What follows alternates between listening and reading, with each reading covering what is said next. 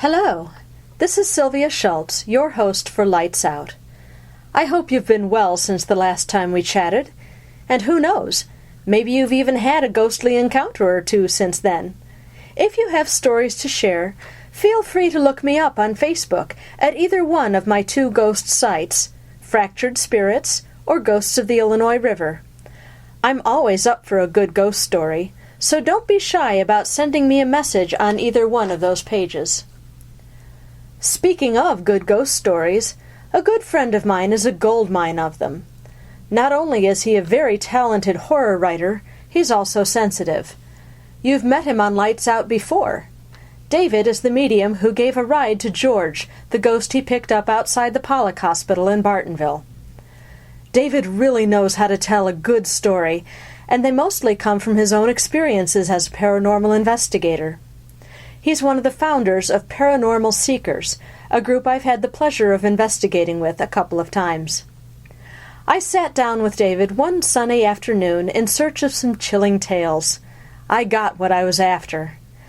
Settle in with me to hear David Youngquist, author, sensitive, and paranormal investigator, tell about just a few of the many experiences he's had with the supernatural.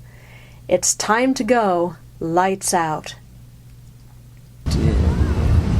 When you're sensitive, you can see spirits, sense spirits, talk to spirits that people around you aren't aware of. They might attribute different things to, just luck or something falls off the table, and they say, oh, well, or if you feel a bug in your hair, you feel a bug in your hair, you think it's, something pull your hair, it's a bug.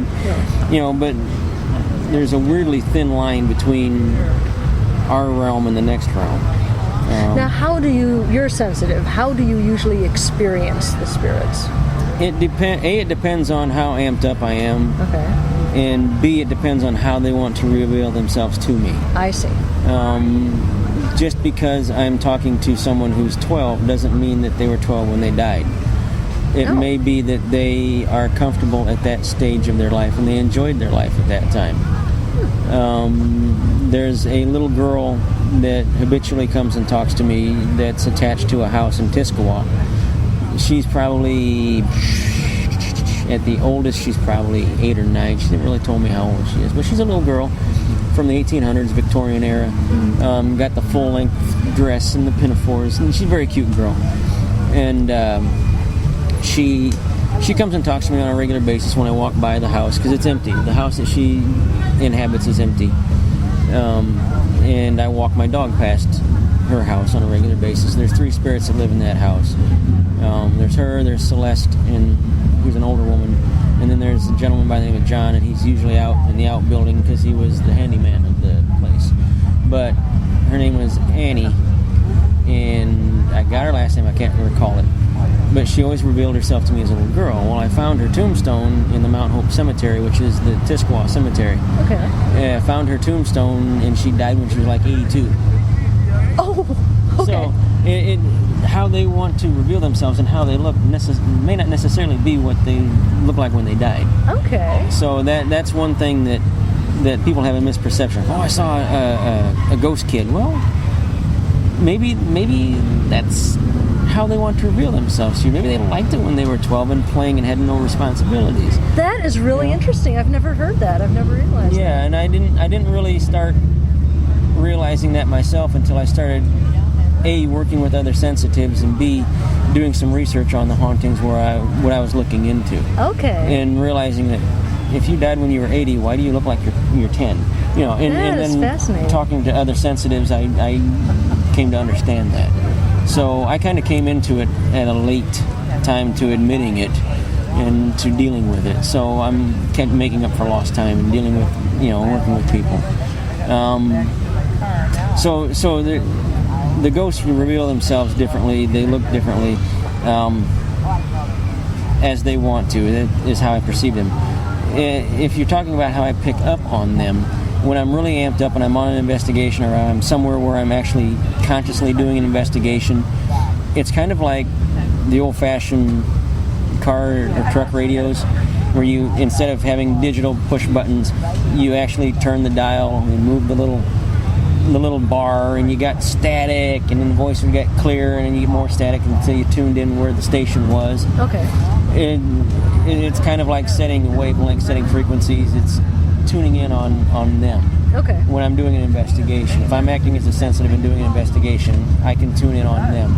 How I sense they're there, it's weird. It's just like a sensing a presence. Okay. Just sensing something there, and it's nothing that I consciously do. It's not something that I consciously walk around with my radar up. I'm not the Long Island medium. I don't do that. This is the Midwest. You don't do that in the Midwest. You'll end up somewhere full of dope in a straitjacket. Right. So in Midwest, you don't do that kind of thing. But it's just motorcycles.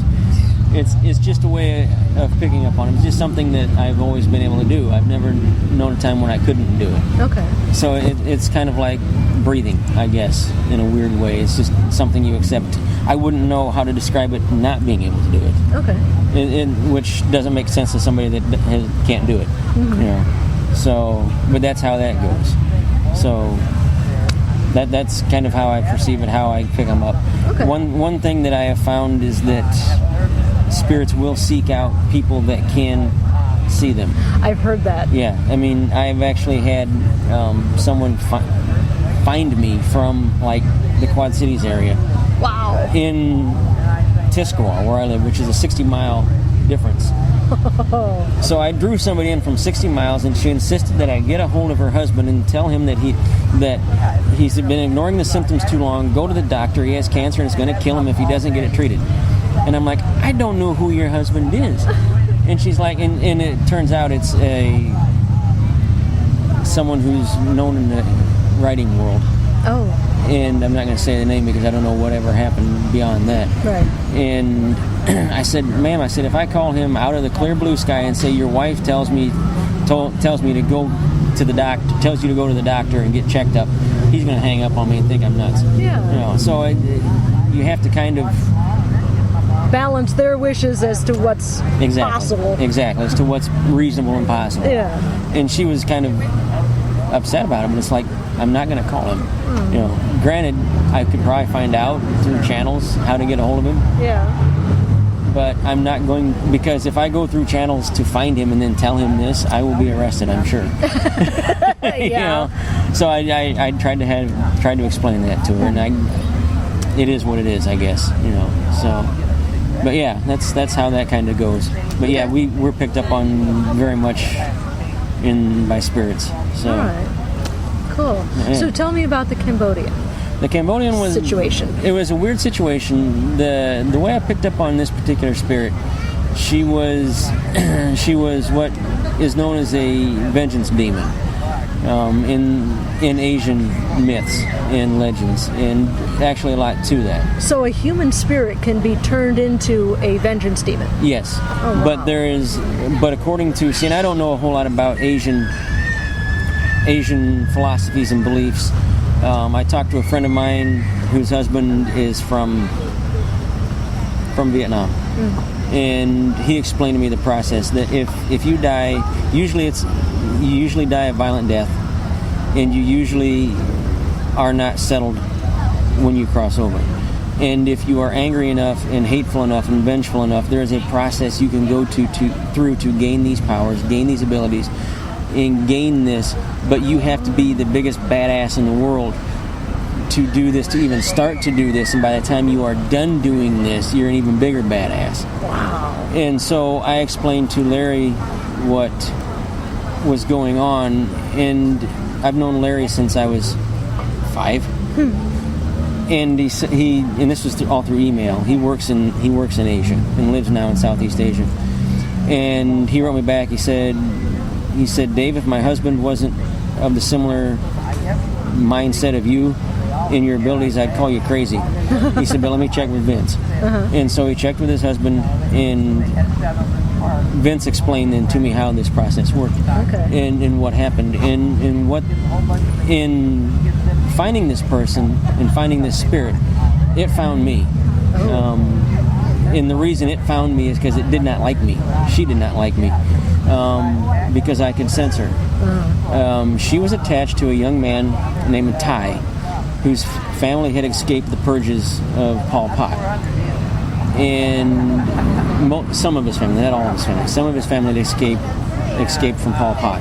Came here in the 70s as refugees. And we got to talking about this at a meeting of the investigative group that we are part of. Kelly Mahar and I, Kelly Keck, and all the rest of the group were there, and Ty was part of the group.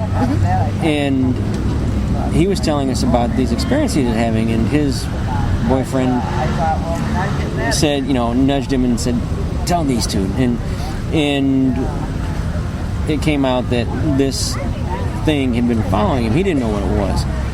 And he actually had ended up with a broken arm at one time because it knocked him down the stairs. Oh, geez. He had scratches. He'd get scratches on his face. He'd get burns. He got dragged out of bed one night when his boyfriend was there. Oh, man. By nothing. And I said, does it happen all the time? He's like, no, it doesn't happen all the time. He said, it seems to make its rounds between myself, my grandmother, my brother, and my sister were the ones that made it from Cambodia.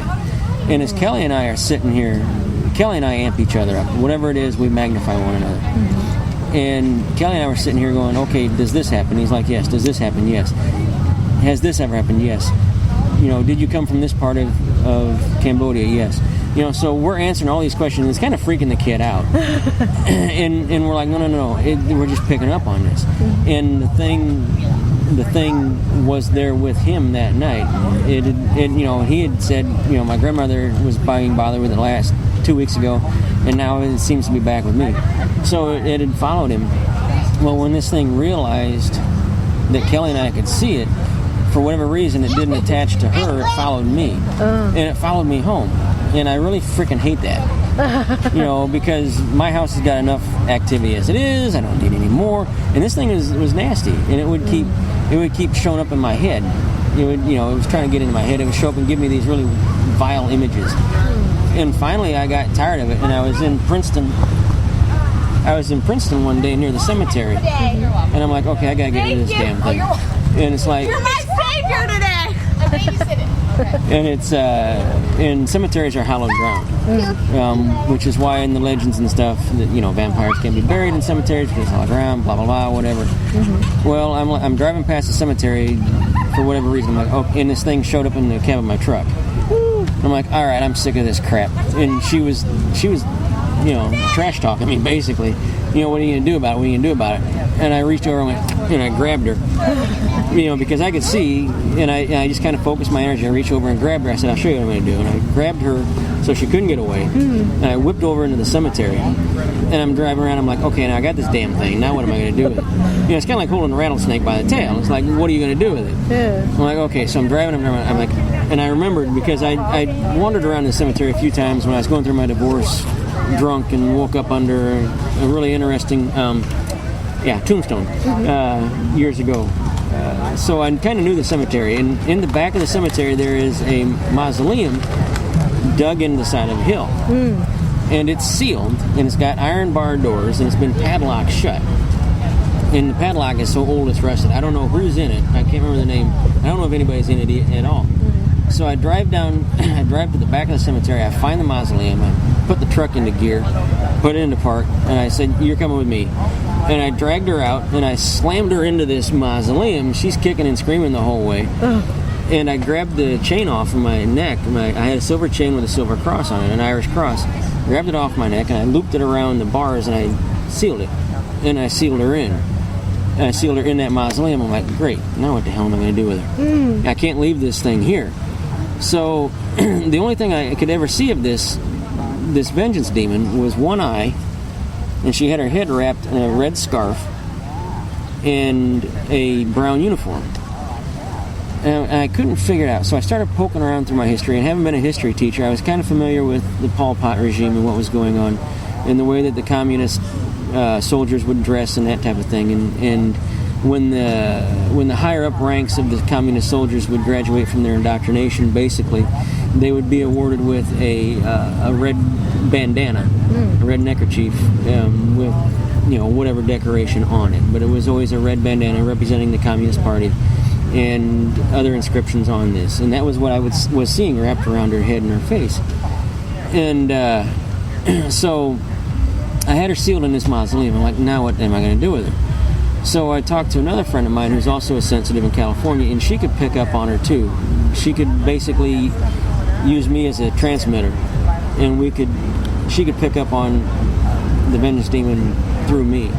And so she kind of said, okay, you're going to have to talk to her, try and calm her down, try and get her to focus, try and get her back to kind of her human state of thinking and of feeling and of expressing. And I'm like, how am I going to do that? And she's like, you're going to have to work with it.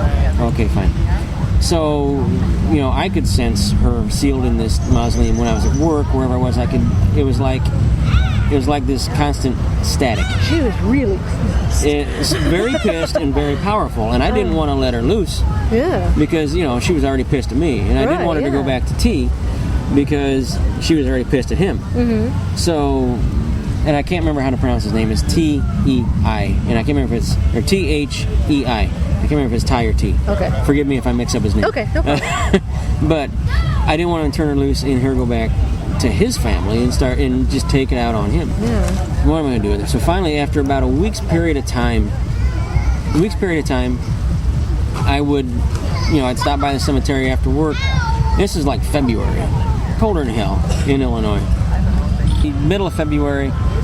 And so I'm like, what am I going to do with her? So over a week's period of time, I'd stop back and forth on my way home from work and try and get her to calm down and rationalize and start thinking like a person again.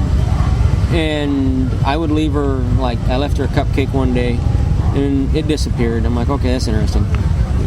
I came back the next day and it was gone. Put it that way. I left an apple one day, came back the next day, it was gone. So it's like, okay, the wildlife's getting it or something's going on. And Jackie, who I talked to, was helping me with this, said, no, she said, if they're strong enough, they can absorb that. I'm like, okay. Wow. No, I'm not letting this thing loose. So finally, about halfway through the week, I'm like, okay, why are you so mad at this kid and his family? And, she was projecting herself, what she looked like to me. And she said, because they did this to me. I'm like, what? And she reaches up and she pulls this bandana off and drops it to the floor, and pulls it down, and half of her face was basically gone. And it was just a giant cavity. And I said, okay, how did they do that to you? She said, I was a political officer that was in charge of cleansing their village, and they escaped. And my superiors found out. And they marched me out to the same rice paddy and had me executed. And basically what they had done was they put an AK-47 to the back of her head and pulled the trigger and kicked her body into the rice paddy, and that was it. Man. I said, okay, that explains it. Yeah. So over the next few days, again, I would go visit her, we would talk, and finally it got towards the last end of it that she wanted to move on. And I had never helped the spirit over to the other side before. I never did that. So I talked to Kelly and Jackie both, and they told me how to do it. And so finally the last day, it was probably 4 or 5 days after it was 5 or 6 days after I'd done this, got her stuck in there. I told her, I said, do you want to move on? And she's like, yes. She said, I really want to leave. I'm tired. I'm just so tired. I'm like, okay. Mm-hmm. And I said, if you look up, there's a big, bright object in the sky, looks like the moon. And like I said, dimensionally, things don't operate the same on the same dimensions. I said, that's where you need to go. Lift up your hands, lift up your arms, and go towards that. And she did, and as she went, and as she passed through the light, the bandana fell off, her uniform fell off, her boots fell off, everything fell off and landed in a pile in the mausoleum, in the crypt. And I saw this whole thing happen. Now, okay, people think I'm nuts, but yeah, I saw the whole thing happen, and she was gone. And it's like, okay, but what was strange was that everything was still there. I could still sense everything still there. And I asked Jackie about it, and she said, well, it's kind of her leaving her past behind. And I'm like, that makes sense then. Mm-hmm. So that was interesting. And then she did come back and visit me a couple weeks after that. She just showed up out of the clear blue sky. Her name was Ming Na. And when I asked Larry about that, He said, that's not a Cambodian name. He said, it's Chinese. I'm like, well, think about it. I said, where did a lot of your pinnacle advisors come from? He said, oh, China, okay. You know, Yeah. so it was, her name was Chinese. She was from China, but she had gone and I said, you know, are you all right? She's like, yes, I'm better. She said, I'm not as tired. I said, well, how's thing? You know, what's going on? She said, well, I did some bad things in my life, and I have to recompense for them. She said, I'm doing a circuit, but I wanted to thank you for helping me to find peace and to move on. And then she told me a few things down the road. That was probably part of her atonement, was saying thank you to you. Yeah, more than likely. Yeah. And that's kind of the gist I got of it. Okay. And so I haven't seen her since. She, you know, she said her piece and thanked me and went on her way. I haven't seen her since. Okay. So that was an interesting one. Yeah. That was one of the more rewarding ones. I've had a couple others that were really cool in that respect. Yeah. But that's one of the ones that stand out. And the last day after she was gone, I went and got my cross off of the bars. And like I said, this was a silver chain, silver cross. And the chain itself was all black and corroded and sticky. Not sticky, but just rusty. And I'm like, wow, okay, it's only been sitting out here for 5 days. And, you know, but that was the energy that she had trying to get out and get past the objects, you know. So, yeah. Love that story. Well, I'm glad you like it. Yes, I do. Yeah. Can you tell us about Boutreau? Boutreau. Yeah. His name is Bernard Boutreau. He finally did tell me his first name. Bernard is... How do I explain Boutreau? He's a unique individual. He has got an amazing sense of humor. He is the jolliest... At one time, he's the jolliest Frenchman you ever wanted to meet, and he is 100% total pure Frenchman. And he is also a very serious, very dedicated tracker. His job on his side of the realm is to track lost spirits and to help them cross over. He was a voyageur when he was alive. He was Catholic, raised by Jesuits, and came here to the U.S. during the time that it was a new country. I mean, open wilderness. Married a woman who was Potawatomi, which is why I stumbled across him. His home village was where my hometown is right now. And so that's one of the ways we crossed paths. But his job on the other side is to help lost spirits find the way to cross over. He found me. He's got this amazing sense of humor. He loves women. He's 100% Frenchman. He's followed me over the slipper a couple of times. And then I can't get him to shut up. So it's very distracting. But he was totally amazed the first time he followed me in there. You wouldn't think ghosts would have any interest in going into a strip club, but... I caught him completely off guard. And he didn't know what it was. He asked me, you know, what are we going in here? I want to get beer. I walk in and there's a naked girl behind the counter serving beer. And it just left him gobsmacked for a minute. And then I couldn't get him to shut up. So, yeah, he is total Frenchman. He also refers not only you, but Kelly Mahar as my paramours. And I'm like, no. Yeah, and he gives me a hard time about it all the time. But he and I, for whatever reason, people don't realize that they have spirits that watch over them. And there's a difference between ghosts and spirits. Okay? And not many people know the difference. Spirits are people who have died, passed away, crossed over to the other side, and either done their atonement or have been found to be clean enough, pure enough, however you want to word it, good enough, that there is no real issue with them and they're allowed to cross back over and come to communicate with people. Like I said, I always kind of pictured it like our reality, then a very narrow alley, which is kind of what the Catholics would call purgatory, and then fully on to the other side. Yeah. And so that's kind of how I've always envisioned it. The ghosts are people who have died, and haven't gotten beyond that alley. They've either got stuff here, or they're too attached on this side to either family, friends, or whatever, or they're afraid to cross over because they know they've lived a shitty life or a bad life, and they're afraid to go on and face the judgment, or they've died violently somehow or another and they don't know they're gone. Okay. You know, people that's one of the reasons why battlefields are so haunted. Death is very violent, very sudden, very immediate on a battlefield. And if you're lucky. If you're lucky. I mean, between dying of a septic wound and being hit by a cannonball and being immediately knocked out of your body, you may not, and so they may not even realize that they're dead. So that's where the ghosts and stuff come into play. The ghosts haven't fully crossed over. But Tro is a spirit, and he's kind of one of the guys, for whatever reason I picked him up. We just hit it off, and he's followed me around ever since. He loves technology. He kind of is fascinated with some of the stuff that we have now.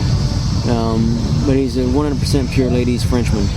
And he has been very helpful on a number of occasions during investigations, during... Now, he told you something about your grandfather, right? No, that was Donovan. Okay. Donovan's actually the other guy that is watching over me because he owes my grandfather a debt. Okay. Donovan, and I looked this up. His name was James Donovan, and he was killed in action on Omaha Beach. Mustered out of New York. Donovan, I asked him. I said, "Why are you following me around?" He said, "I owe your grandfather a favor." I said, "What favor do you owe my grandfather?" My grandfather passed away in 1960, 6 years before I was born. I said, "What do you possibly owe my grandfather?" He said, "Well, he got me out of trouble more than once, and he got me out of town when I needed to get out of town." I'm like, "Really?" He's like, "Yeah, he drove me to New York and made sure I got to the Selective Service Depot and got signed up and got out of town before it got bad." I'm like, "Really?" So I looked it up, and there's only one James Donovan that mustered out of this place in New York and was killed in combat on Omaha Beach. So it was him. That's the guy. That's the guy. And I asked him what the favor was, and he said, I said, "Why were you running out of town?" He said, "Well, I got a girl knocked up." And I'm like, "Really?" He's like, "Yeah." And keep in mind, this is back in the 40s. You didn't do those kind of things. That's not, it was not societally accepted. And I'm like, "Well, why didn't you just marry her?" He's like, "David," he said, "you don't understand." He said, "I'm not the kind of guy that they wanted married into this family." My grandfather, in various ways, not fully, but on the perimeter, was kind of involved with the Irish mob. And Donovan was fully involved with the Irish mob. And in the 40s, you being involved in the Irish mob, being Catholic, getting a good Protestant girl pregnant, was not a good thing. And he knew that he basically would be in jail for the rest of his life if he didn't do something. And there wasn't anybody that was going to get him out. So he went to my grandpa's, and my grandpa bailed him out and put him on the right track. And, unfortunately, he was killed in combat, but everybody has their own destiny. I've always told Faye, I said, I don't know if I'll make it past the age of 60. I may get up tomorrow and get hit going to work. I don't know. But he kind of explained it that way. I said, "Well, is it anybody I know?" I'm like, and he's like, "Yeah, you know her. She was friends with your mother." I'm like, "I ain't going to ask anymore. I'm not going to ask anymore because I don't need that kind of hassle." Right. I kind of got an idea who it is, but I'm not going to get into that. But that was Donovan. Okay. Batro and Donovan's kind of a constant. Batro kind of comes and goes. Batro comes when he wants to show up, and he goes on investigations, and he goes out, and when he does come to me with, he has come to me before a couple times with spirits that refused to believe they were dead. And I had to help convince them. Weirdly enough, it's kind of like playing telegraph when you're a kid. You kind of amp things up. He can connect with me, I can connect with him, and I in turn can talk to her. Okay. And can talk to the other spirit. It's a weird thing. People think I'm nuts, and they're going to think I'm nuts. But so that's why a lot of times when Batro will show up out in the middle of nowhere and talk to me. I've had murder victims show up while I'm in the shower, which is always enough to catch you off guard. Yeah. And that was not a pleasant experience. Oof. That was very hard because Kelly and I both were getting the same group of women that had been murdered. Oh, yeah, Kelly told me about them visiting her. I didn't realize they'd visited you as well. They were visiting me as well. They were telling her certain things. These women were murdered back in when? Shit. Mid-60s, wasn't it? Early to mid-60s. And they were very high society Chicago women. Oh, were they? Yes. Oh. Their husbands were very much movers and shakers in the industry, business world.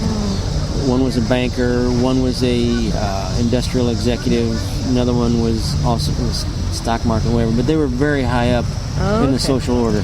We're talking, of course, about the Starved Rock murders. Right, Starved Rock murders. And women of that, and they were all in, the youngest one was like 40-something. Oh. They were two of them were in their 50s, one was in their 40s. Oh. In high society at that time, that class level, there are certain things you don't talk about with men. And there were certain things you don't talk with women. So they would go to Kelly and they would talk to her about one aspect of the murder, and they would come to me and give me another aspect of the murder. So sitting there comparing notes between Kelly and I mean, it was absolutely 100% clear that the guy that they convicted of the crime did it. Okay. No doubt in my mind. And I know where there is a diamond ring somewhere out there in that valley, and I know somewhere where I got a good idea where that knife is buried. That they never found the knife. I got a good idea where it's buried. Oh, wow. But the state's not going to let me go out there with a metal detector and find it. So, and I'm not going to go out there and be digging around and have some park ranger show up and say, what are you doing digging around out here? No. Not a good idea. So Kelly and I were getting both sides of the stories, but they showed up. I was taking a shower one night, not even thinking about it. The people that had called us to go do a reading of the canyon, I'd talked to them earlier, and not even thinking anything about it. And after the people had called us to hire us, or just to ask us to go do a reading, they showed up while I was taking a shower, and I got 3 middle-aged women standing there in their very proper attire as I'm in the shower. And they're telling me about this rape and murder. I'm like, can you wait until I'm out of the shower? So for the week leading up to this, they would show up unannounced. They showed up one day when I was driving my piece of power equipment. I about fell off my power equipment because they just kind of appeared in front of me as I'm driving down an aisle. Yeah, like, oh shit. So yeah, it's a weird thing. Oh man. You know, and as time has progressed, I've learned to turn up and turn down my focus, I guess you could say, my amperage, so that unless I actually really want to get involved, I don't see as much as I used to. Okay. If I'm going on an investigation, I'll open it up. I kind of operate at a normal level where it's like I can sense something, and if I need to, I can open up more and pick up more on it.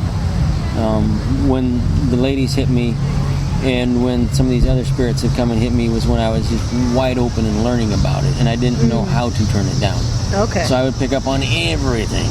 Gotcha. And anything that happened by. And now it's to the point where I've learned how to control it a lot more. Okay. So, yeah. Cool. Yeah. So, all right. Did Kelly ever tell you about the young cross-dresser that we found here in the building? No. That was funny. This is very weird. Now we're talking about the antique New shop? to You, yeah, the antique shop, New to You, whatever it was called here in Ottawa. We had done an investigation, which you were involved with as well. Absolutely huge building, the biggest building I've ever done. Many levels, and just when you thought you were hitting the end of this building, you'd find more to it. And we ended up covering a huge amount of this building. Well, we ended up disturbing one of the spirits, and it was a little girl, and she had been in the upper level where the clothing and stuff was. Right. And that was where she had played. Her parents had owned the building. Okay. And she liked playing up there because it was originally like a shoe shop or something, like a department store or something. And that's where, when her mom and dad were alive and they worked there, they would take her to work with her, and she would play up there. So I remember encountering the little girl on the second floor. And that's where I got more details on it from there. Well, it upset her because she thought we were going to try and make her leave. Oh. And come to find out, the people that own the building called Kelly and said, hey, ever since you guys have been here, everything has gone wrong. You have to come in here and see what the hell is going on. And they'd blown a motor out of their vehicle, and they'd had plumbing bursts and water damage. And they had a wheel fall off of another vehicle, and they had the cash register malfunctioned, and they lost a whole bunch of receipts. Just one thing after another since we had been there. And so Kelly and I went, and we found out what was going on. And we picked up and we talked to the little girl, said, no, we're not trying to make you leave. We're just trying to get, recordings and this and that. And so she was cool with it. We found her and we talked to her, and she was cool with it. Well, as we're walking out, the building had an electric eye at the top of the stairs, so that when somebody went up there and broke the eye, a bell would go off. So Kelly and I were up there and walking around, and the bell had gone off for me, it had gone off for Kelly, and so we were walking around. And we were the only ones up there. So as we're walking around and going down, I happened to glance around behind me, and here's a young man, blue eyes, dark curly hair, kind of drifting among the clothes. I'm like, okay, didn't think anything of it, how you doing? Didn't answer. And just kind of occasionally would look at him and say something to him. Never got an answer from the kid. And as we're leaving, Kelly and I turn around, we walk back down the stairs, and I see him looking over the rail at us, watching us go down, and he's holding up a pink and black striped bustier and corset. Bustier, I guess it would be. I'm like, you got to pay for that downstairs. I said, the cash register's down there. Didn't say anything, so we kept on walking. We got down to the landing and turned around, and he's like the third step down, and now he's wearing it. I'm like, didn't say anything. I said, okay, you still have to pay for that downstairs. The cash register's down there. Still didn't get anything from him. And then as I'm turning around and started walking down, I got this picture of a friend of mine wearing the same damn corset. And I'm like, that's weird. Girlfriend, female friend. Okay. I'm like, okay, that's weird. And I just kept on walking. We got down to the bottom of the steps. And it occurred to me that the bell hadn't gone off at all since Kelly and I had been up there. It hadn't gone off anybody coming up. It hadn't gone off when he was coming down the stairs. And I turned to Kelly and I looked at her and I said, did you see that kid? She's like, what, the one in the corset? I'm like, yeah, the one in the corset. She's like, yeah, I saw him. She said, I thought he was just some high school kid experimenting, playing dress up. I'm like, did he come down the stairs? She's like, no, he wasn't real, was he? I'm like, no, I don't think so. Wow. And then, so I was like, okay, that's weird. I don't understand. And then a few weeks later, my friend, who is a model, puts up these pictures on Facebook wearing that corset. Pink and black stripe. She wore for a burlesque show and model in photo session. I'm like, okay, that's just too weird. Yeah. So that's bizarre. That's bizarre. Weird things happen when you deal with spirits. I don't know how other ways to explain it. Oh, so, fun. Yeah. So yeah, but that's a few. Some are cool, some are different, some are difficult. I've dealt with a capo recently that was very difficult to deal with. That's right. Yeah. Capos, for those who don't know what a capo is, a capo was a Jewish prisoner in the death camps that was assigned by the SS to basically be their eyes and ears in the camp. And I picked up on this guy. He was attached to his capo uniform. I was at a gun show. And they had a capo uniform hanging on the wall. And they were asking an exorbitant price for it. But, being that you can't find them if they're authentic for good reason.